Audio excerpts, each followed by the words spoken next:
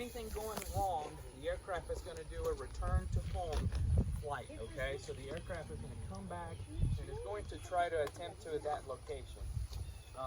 Just like with the rockets, you got to be careful. You know, if one can tilt, it can come your way. Same thing can happen with the drones. So although they're smart, they're not that smart. We always want to treat them very carefully. Okay. So what I'm going to do is I'm going to do a quick little setup here, and then we'll get up in the air, and then we'll talk some more. Okay.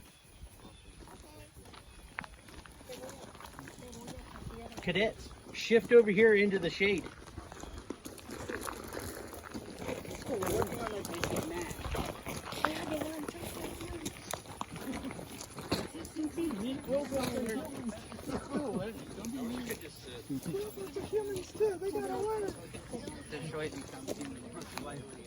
Yeah, I touched it with a tissue and it sat me a bit. I wonder if I could get push up from these rocks. Probably not. What if you push up on gravel and enchantment? I think I could do it. I hate doing that. I mean, like, I'd rather do it push-ups at range, you know, when you're doing it with the ground. Like, but that's because there's dirt and grass there, you know, you ain't doing it on gravel. I kicked someone in the face or something. I was doing a pull-up and I kicked the kid. That's on me. Yeah, I don't like gravel. I was doing a pull-up and my feet swinging. You know, like when you do pull-ups, you can like twist your feet and like Switch yourself up so it smells like a butter.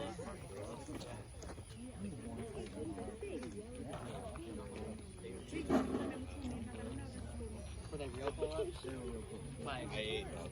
All right, guys, we're going up in the air. In the event of a crash, do not approach the aircraft. Just let it disarm. And after Lock it up. Okay, guys, Lock it ladies, up. he's got safety tips real quick. So, in the event of a crash, do not approach the aircraft. Let the aircraft settle for a moment, and then we will disarm. The reason I say this and I tell this to everybody is because the batteries on board of these aircraft can be dangerous. Okay, so that's why we have to treat them with much respect when we're flying these drones. So here we go. We're going up in the air, and clear prop.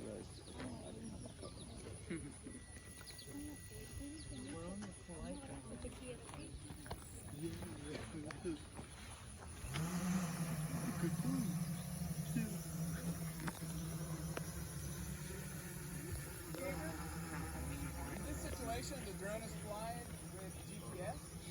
So there are currently, I have 15 satellites that are communicating with the aircraft. That is what is causing the aircraft to be at its position. As far as the altitude is concerned, the altitude is controlled via two methods. One is a barometer on board of the aircraft, and the second one is through GPS as well. GPS is not as accurate as a barometer, but GPS, as you can tell, keeps it at that particular location without hopping back and forth. There are various types of payloads that you can have on the drone. In this case, I have another drone on board of the aircraft. So that drone could be dispatched from the air if you needed to move it out to a closer location.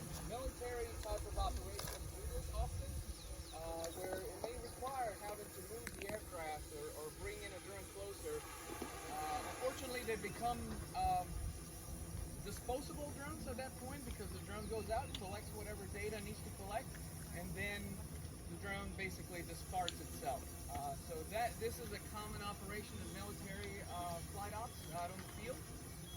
But what I'm going to do here is I'm going to do a simple drop of the package, which in this case I have a drone. And that's exactly what we're going to do now. We'll descend, and then luckily we have grass here, so I will do just a simple drop, and it may or may not drop, so we'll see.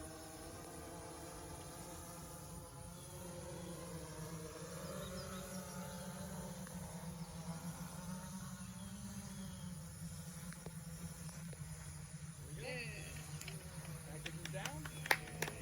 Aircraft is ready to respond. Now, with these aircraft, you can set up mission plans where the aircraft can take off, go through its flight pattern, and return home. So, in other words, the pilot, specifically the future, it has very little command and control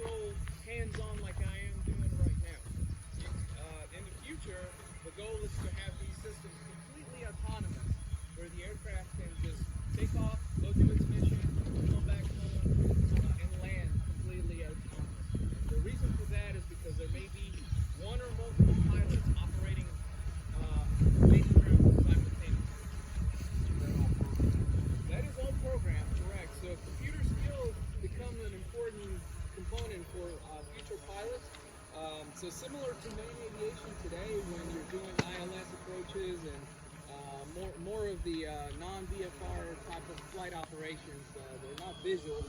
You're programming the aircraft to come inbound into landing. The drones basically behave in a similar manner, and those same skills are applied here for long-range flight operations. So as you can see, the drone is stable. Here in this case, we have a hexacopter, so we have 6 rotors. One of the benefits of a hexacopter is if we lose a prop or we lose a motor, the aircraft, the flight controller, the onboard computer on the aircraft allows the aircraft to stabilize itself fairly well. Difference between that and a quadcopter that has 4 motors, the moment it loses one prop or loses a motor, the aircraft will go into a spin and dive. And that's because it has no other method of keeping aloft. The propellers on these drones behave no different from a fixed wing.